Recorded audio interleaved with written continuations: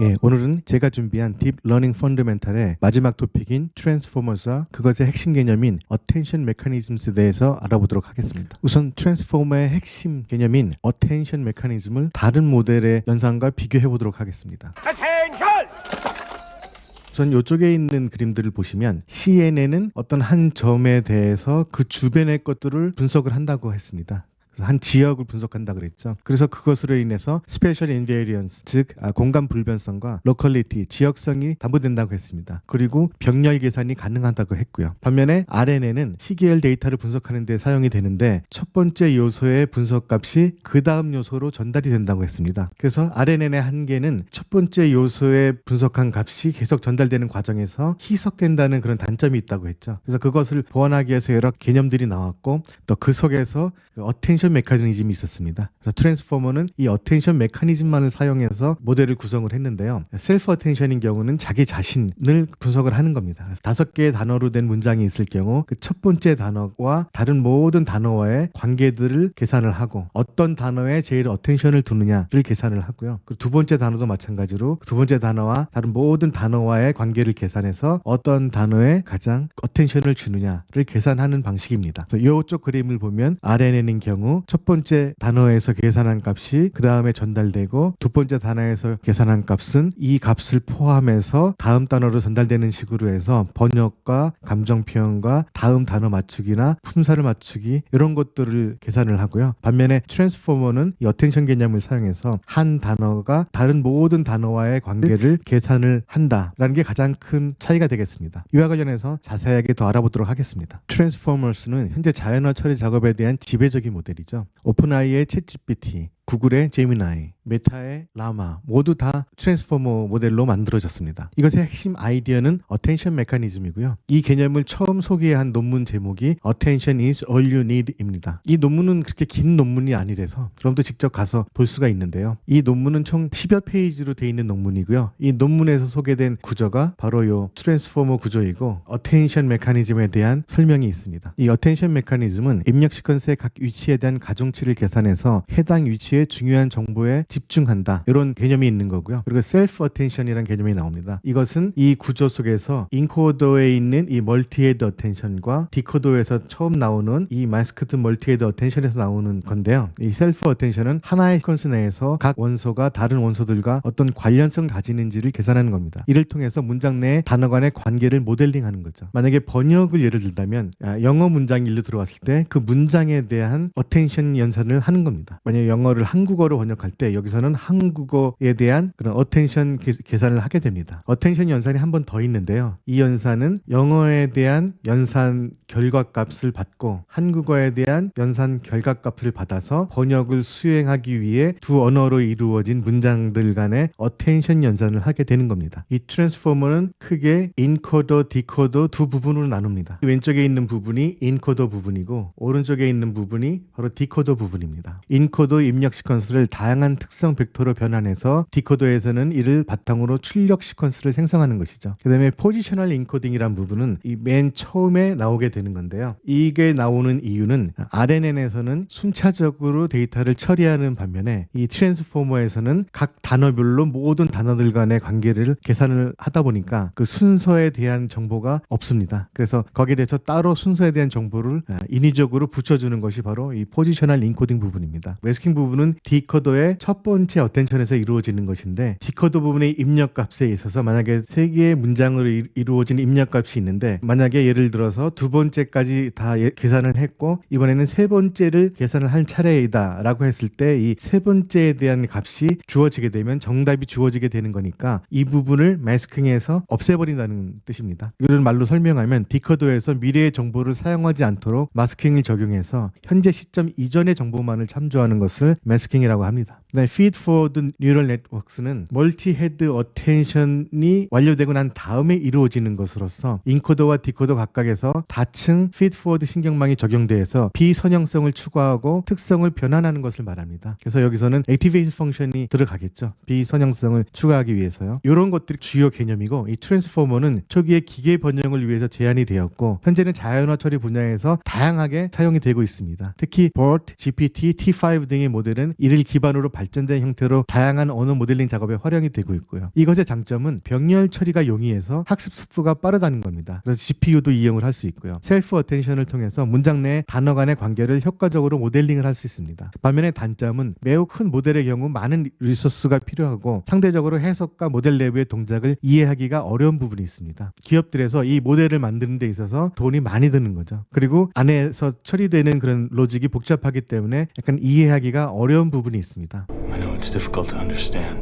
그래서 저 같은 경우에는 프론트엔드, 백엔드 스크립팅을 통해서 AI 어플리케이션을 만드는 개발자가 되는 것이 목표이기 때문에 여기 나와 있는 이 스트럭처만 잘 이해해도 코딩을 충분히 할 수가 있습니다. 예를 들어서 이 파이토치 튜토리얼을 보면 트랜스포머스를 어떻게 코딩을 하는지 그 예제가 나와 있습니다. 논문에 실려 있는 이 스트럭처에 대한 설명이 있고요. 그 설명을 구현하기 위해서 어떤 메소드들을 이용을 해야 되는지 나와 있습니다. 그래서 트랜스포머 모델이라는 클래스를 만들고 거기서 파이토치가 가지고 있는 이 트랜스포머 인코더 레이어라는 이런 메소드를 사용을 해서 이 구조를 구현을 할 수가 있습니다. 그래서 이 스트럭처에 대한 개념들을 이해를 하고 있다면 여기에 맞는 API만 가지고 오면 됩니다. 그리고 다른 방식으로도 여러분 구글에서 쉽게 자료를 얻을 수 있는데요. 다른 예제를 보면 이런 식으로 어텐션 로직을 어떻게 구현하는지 다 나와 있습니다. Scaled Product Attention 이라는 부분이 나와 있고 여기서는 MATMul 이거는 내적 연산이죠. 행렬 간의 계산입니다. 계산을 하고 그 다음에 어텐션 스코어를 놓고 여기에서 소프트맥스를 돌렸고 다시 그 내적 연산을 해서 아웃풋을 내온다 라는 부분이 바로 이 부분이죠. 이 부분을 그대로 코딩을 한 겁니다. 리니어 리그레이션은 여기서 거치고 거기에 대한 닷 프로덕트, 내적 연산, 맷물이라고 하는 거죠. 이것을 하고 그 다음에 매스킹을 해서 이거 같은 경우에는 옵셔널이죠. 디코딩일 경우에만 해당이 되는 거고 거기에 대가 소프트맥스를 돌려서 다시 내적 연산을 해서 아웃풋을 내온다라는 것을 그대로 이 부분에서 구현을 한 겁니다. 그렇기 때문에 개발자로서 AI 어플리케이션을 만들거나 아니면 모델링을 하는 데 있어서 이 어텐션 메커니즘을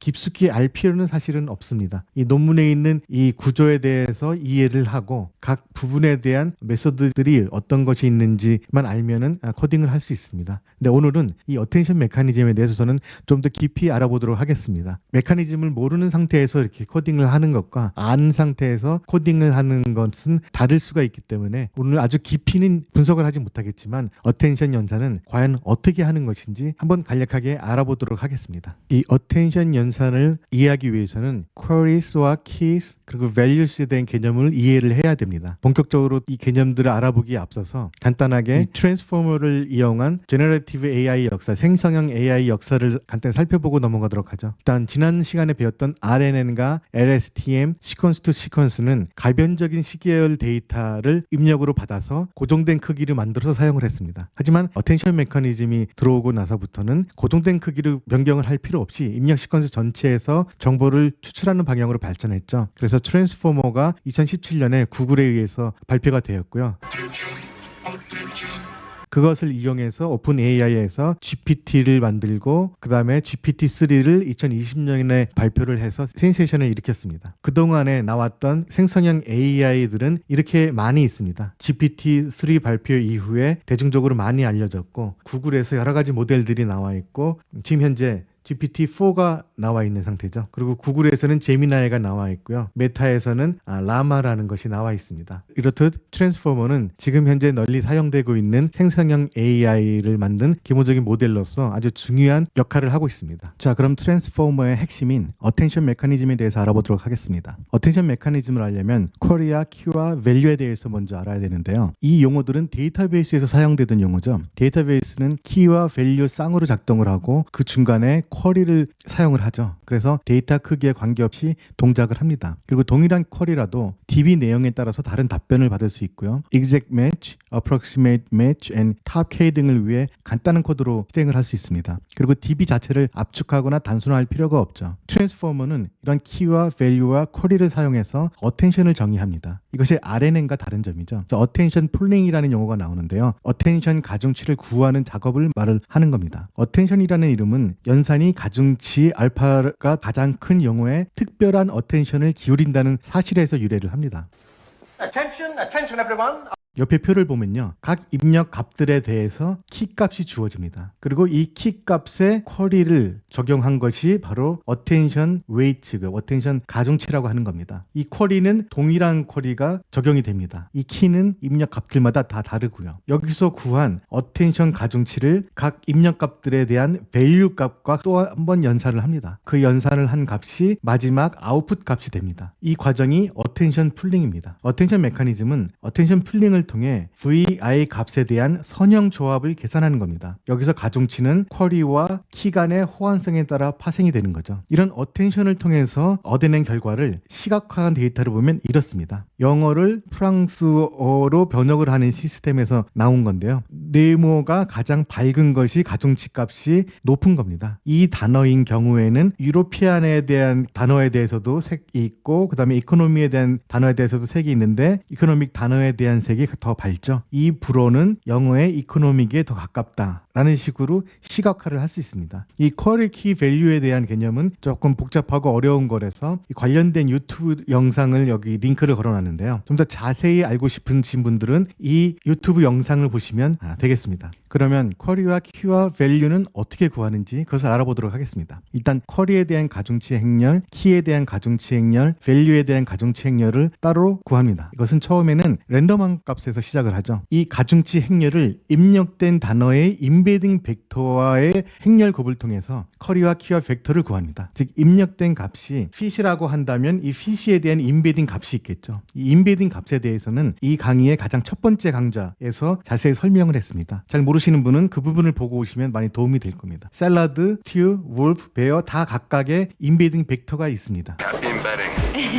입력 단어의 임베딩 값에 쿼리 가중치 행렬, 키 가중치 행렬, 밸류 가중치 행렬을 행렬 곱을 해서 구한 것이 바로 쿼리와 키와 밸류 벡터입니다. 이 벡터 값은 각 단어마다, 여기서는 토큰이라고 주로 얘기를 하는데요. 각 토큰마다 쿼리와 키와 밸류 값들이 할당이 되겠죠. 이 예에서는 임베딩 벡터 사이즈가 5인 것을 예를 들었고요. 그리고 쿼리 키 벡터 사이즈가 3인 경우를 예를 들어서 설명을 하고 있습니다. 가중치 행렬의 크기는 3 곱하기 5가 되는 거죠. 각 입력된 값에 임베딩 벡터 밸류와 쿼리 가중치 행렬을 곱한 것을 쿼리 벡터라고 하고 임베딩 벡터 밸류와 키 가중치 행렬을 곱한 게 키 벡터, 그리고 임베딩 벡터 밸류와 밸류 가중치 행렬을 곱한 게 밸류 벡터가 됩니다. 이렇게 되면은 각 입력 토큰들마다 쿼리와 키와 밸류 벡터를 가지게 됩니다. 이 PPT에서는 today is Monday라는 입력 값이 있다고 예상을 하고 설명을 드리겠습니다. 입력 토큰들에 대한 쿼리, 키, 밸류 벡터를 다 구했으니까 그 다음 과정은 attention score를 구해야 됩니다. 단어 1에 대해서 먼저 생각해 보겠습니다. 입력 문장은 today is Friday라는 입력 문장이라고 했습니다. 단어 1에 대한 쿼리 벡터는 201입니다. today에 대한 임베딩 값과 쿼리 행렬을 곱해서 쿼리 벡터를 구했죠. 이 202를 다른 단어에 대한 키 벡터에 적용을 하는 겁니다. 그러면 이 today에 대한 다른 단어와의 그런 관계들을 받을 수 있습니다. 그래서 단어 1에 대한 키 벡터는 321입니다. 즉 today에 대한 today 키 벡터는 321이고요. today의 그 단어 2에 대한 is에 대한 키 벡터는 220이 나오고 이 단어 1의 today의 이 fry에 대한 키 벡터는 212가 나옵니다. 이것은 내적 연산을 해서 나타난 거죠. 이 쿼리 벡터와 키 벡터를 곱해서 내적 연산을 해서 값을 구합니다. 그렇게 되면 today가 today에 대한 관계는 8이 되고 today가 is에 대한 관계는 4가 되고 today가 fry에 대한 관계는 8이 됩니다. 이것을 소프트맥스를 적용해서 확률로 치면은 today에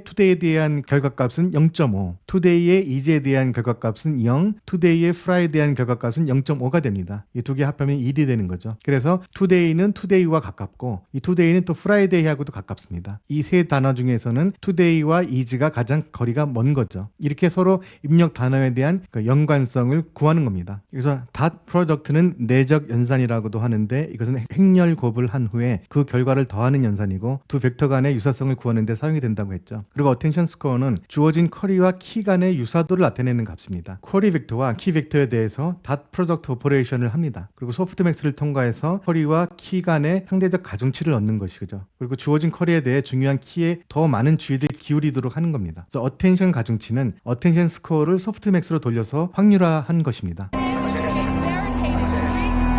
이것은 어텐션 스코어고 이것을 소프트맥스로 정해서 확률화한 값이 어텐션 가중치가 되는 거죠. 이 소프트맥스를 통해 얻어진 값을 각 입력값들에 대한 밸류 벡터에 곱한 것이 마지막 아웃풋 값이 되는 겁니다. 실제로 이 Q, K, V의 차원은 512차원으로 계산을 했다고 합니다. 이 원래 논문에서는요. 이 과정은 투데이에 대한 과정을 얘기를 한 것이고 그 다음에 이즈에 대해서도 똑같은 작업을 합니다. 이즈는 그래서 다른 쿼리 값이 나오겠죠. 그 다음 차례는 이 프라이데이에 대해서 여기에 대한 쿼리 벡터가 나오겠죠. 이것을 다른 단어들의 키 값과 연산을 해서 똑같은 과정을 거쳐서 이 소프트맥스 최종 결과값, 확률값을 구하게 되는 겁니다. 이것이 바로 셀프 어텐션의 과정입니다. 아직 이 과정은 끝나지 않았습니다. 지금은 어텐션 가중치를 받은 것이고 나머지 과정은 여기에 밸류 벡터를 또 곱해야 되는 겁니다. 자, 이 과정은 계속 투데이 입력값에 대한 연산을 실행하는 겁니다. 이전에 0.5, 0, 0.5 값이 나왔죠. 이 값에 밸류 벡터의 가중치를 곱하게 되는 겁니다. 이 밸류 벡터는 이렇게 나왔다고 가정을 한다면 여기에 어텐션 가중치를 곱하는 거죠. 그럼 결과가 이렇게 나옵니다. 최종 결과물의 각 벡터의 합이 이것들을 모두 더한 것이 셀프 어텐션의 최종 결과물이 되는 겁니다. 이와 같은 동일한 작업을 단어 2와 3에 대해서도 똑같이 수행을 하면은 각 단어에 대한 셀프 어텐션 결과물이 나오게 되는 거죠.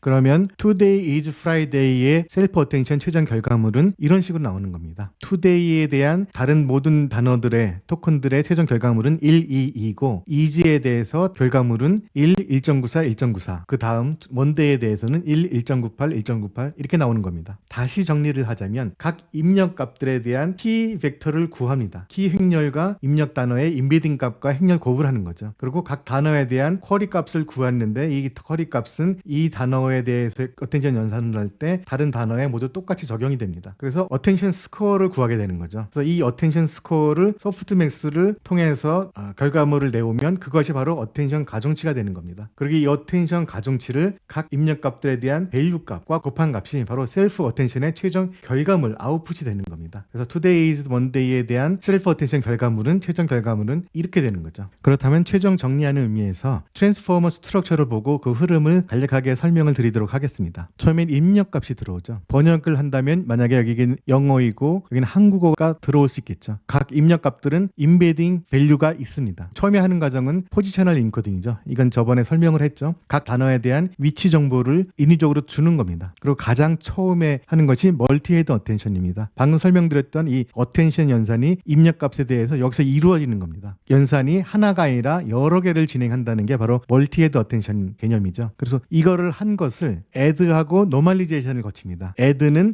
화살표를 보면 이 입력값에 대한 것과 이 어텐션 결과물을 합치는 겁니다. 단순히 여기서 그냥 플러스를 하는 거고요. 노멀리제이션은 레이어 노멀리제이션을 여기서 거치는 겁니다. 그래서 배치 노멀리제이션과 레이어 노멀리제이션이 있는데 트랜스포머에서는 레이어 노멀리제이션이 사용이 됩니다. 그 다음에는 포지셔널 와이드 FFN이 진행이 되는데 여기는 피드 포워드 네트워크는 비선형성을 증가하기 위해서 릴루 활성화 함수를 적용을 하는 거죠. 비선형성이 여기서 적용이 되고요. 여기서 나온 결과값과 여기서의 값을 다시 add를 하고 레이어 노멀리제이션을 하는 겁니다. 이렇게 되면 인코더에서의 작업이 끝납니다. 그리고 디코더에서의 작업은 여기에도 마찬가지로 입력값에 대한 각 토큰들의 인베딩 밸류가 있고 거기에 대한 포지셔널 인코딩 작업을 하고 마스크드 멀티헤드 어텐션 작업이 여기서 이루어지게 되는 거죠. 이전에도 설명을 한 적이 있는데 이 마스크드 멀티헤드 어텐션은 디코더에서 사용되는 어텐션 메커니즘으로서 이것도 셀프 어텐션입니다. 현재 위치 이전의 토큰만 보고 계산을 하도록 제한하는 그 마스크를 적용한다는 것을 의미합니다. 이를 통해서 현재까지의 토큰 정보로 다음 토큰을 예측할 수 있게 되는 거죠. 다음 토큰을 미리 볼 수 없도록 하여서 모델이 훈련 데이터에 과적합이 되도록 하지 않는 그런 과정입니다. 이것들 마찬가지로 멀티헤드 어텐션으로 이 어텐션 연산을 여러 개를 진행을 해서 그 결과값을 add와 노멀리제이션을 똑같이 진행을 합니다.